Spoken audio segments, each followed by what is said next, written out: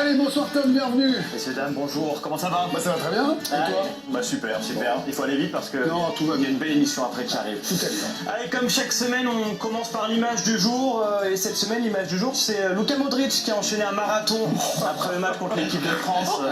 Vraiment, il est inspirant. Il est inspirant.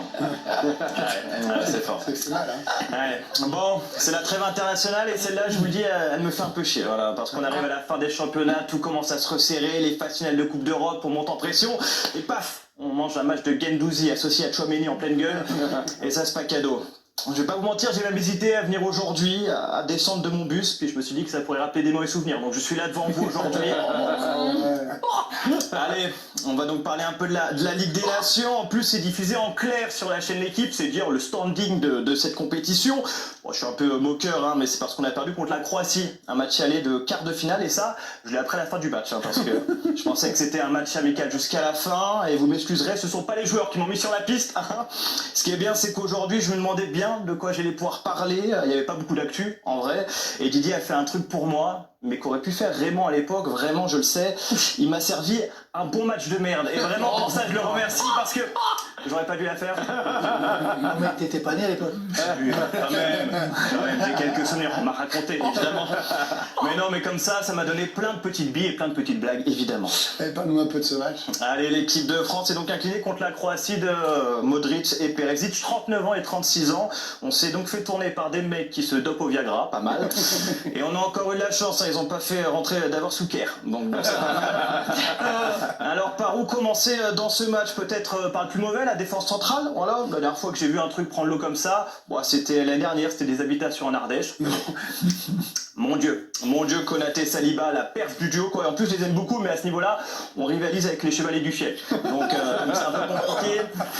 Et je ne parle pas, évidemment, de Jules Koundé, qui est présent sur les deux buts, mais bon, il était tellement bien habillé au rassemblement que ça va. Le milieu de terrain aussi, c'était pas mal, quand je me dis qu'il y a une époque, on avait Grisou, Pogba, Kanté. Aujourd'hui, j'ai les larmes aux yeux quand on réussit une passe vers l'avant. C'est compliqué. Et puis, devant, j'ai l'impression qu'on nous a rendu les versions 2024 de Dembélé et Mbappé. Bon, par contre, toujours la même version de Colomani, donc c'est génial. Enfin bref, voilà un très très beau match hier de l'équipe de France. Et le plus dur, c'est qu'il faut encore s'envoyer le match retour dimanche. Ouais, c'est pas faux. Tu pourrais faire un conseil de classe avec nous, hein. Dans le reste de l'actualité. Allez, Rudy Garcia, vous en parliez, a parfaitement réussi sa première avec la Belgique. Une belle défaite 3 face à l'Ukraine. Voilà mon Rudy, montre un peu de quoi t'es capable. Donc dis-leur qui tu es. Perdre contre un pays en guerre, c'est pas donné à tout le monde, hein. Bravo mon Rudy. Allez, faut confirmer dimanche maintenant. Chelsea, on en parle, a encore recruté 2 nouveaux joueurs qui arriveront cet été. En image, l'effectif de Chelsea l'année prochaine. Voilà, ça commence à faire pas mal. Moi, je me dis toujours quand même, tes joueurs, comment tu peux te dire je vais avoir ma place dans l'équipe quand tu sais même pas si tu auras ta place dans le vestiaire? Mais bon, ça doit être l'amour du maillot, sûrement. Et puis en France, 129 groupes de supporters se sont alliés contre leur dissolution dans une pétition signée. Parmi les signataires, 10 groupes de supporters monégasques. Ouais. Bon. Je pense qu'il y a une mésentente, alors je vais préciser, un groupe si jamais, hein, c'est à partir de 2. On part sur les mêmes bases. Donne-nous le programme.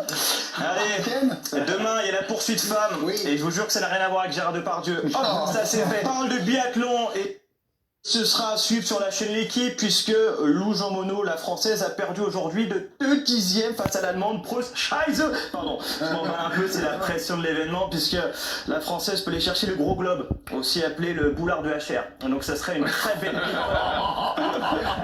Ce serait une très belle victoire française et on lui souhaite 12h55 demain sur la chaîne L'équipe. Merci à Tom.